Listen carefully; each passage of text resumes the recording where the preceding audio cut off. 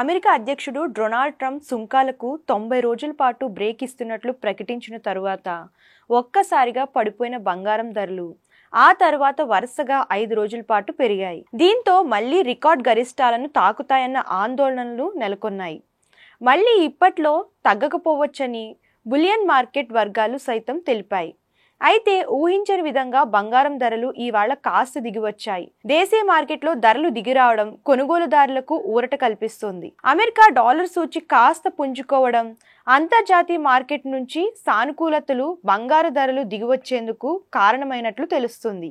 బంగారం ధరలపై సాధారణంగానే అంతర్జాతీయ ధరలు, కేంద్ర బ్యాంకుల గోల్డ్ రిజర్వ్స్, వడ్డీ రేట్లు వంటి అనేక కారణాలు ప్రభావం చూపిస్తుంటాయి. ఈ క్రమంలో ఏప్రిల్ 15వ తేదీ హైదరాబాద్ బులియన్ మార్కెట్లో గోల్డ్ రేట్ వివరాలను ఇప్పుడు మనం తెలుసుకుందాం. స్వల్పంగా దిగివచ్చిన బంగారం ధరలు. హైదరాబాద్ మార్కెట్లో బంగారం ధరలు స్వల్పంగా దిగివచ్చాయి. 22 క్యారెట్ల ఆభరణాల తయారీ బంగారం రేటు 10 గ్రాములకు 150 మేర తగ్గింది.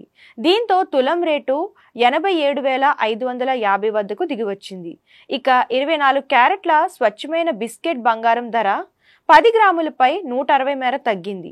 దీంతో ప్యూర్ గోల్డ్ రేట్ తులానికి 95,510 వద్దకు దిగివచ్చింది. స్వల్పంగా తగ్గిన వెండి ధరలు. బంగారంతో పాటు పరుగులు పెడుతూ కలవరపెడుతున్న వెండి రేటు సైతం ఇవాళ కాస్త ఉపశమనం కలిగించింది. బంగారం దారిలోనే నడుస్తూ స్వల్పంగా తగ్గింది.